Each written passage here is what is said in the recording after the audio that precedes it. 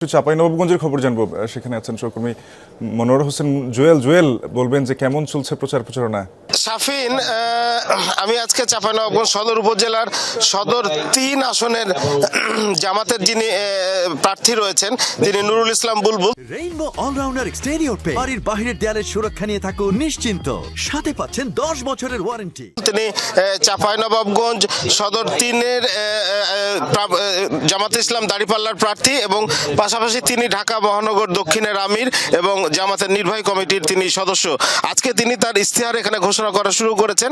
এই নিয়ে উনি প্রেস কনফারেন্স করছেন। প্রেস কনফারেন্সটা করছেন আসলে চাঁপাইনবাবগঞ্জের মূল সমস্যা যেটা পদ্মা নদী, ঠিক পদ্মা নদীর কোল ঘেঁষেই তিনি প্রেস কনফারেন্স এখানে করছেন। তিনি আজকে 103টি ইশতেহারের পয়েন্ট ঘোষণা করেছেন।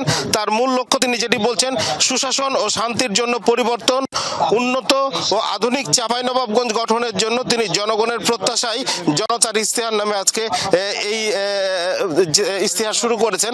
আসলে তিনি মূলত স্থানীয় যে সমস্যাগুলো রয়েছে চাঁপাইনবাবগঞ্জের, সেই সমস্যাগুলো তিনি তুলে ধরার জন্য সাংবাদিকদের সাথে বলছেন।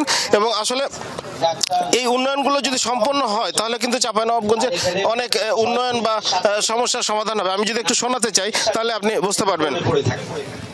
এই যে একটা অবস্থা, এই অবস্থা থেকে স্বাস্থ্য সেবা নিশ্চিত করার জন্য আমরা জেলা। শাফিন, শুনছিলেন আসলে সহকর্মী মনোয়ার হোসেন যুক্ত হয়েছিলেন চাঁপাইনবাবগঞ্জ থেকে।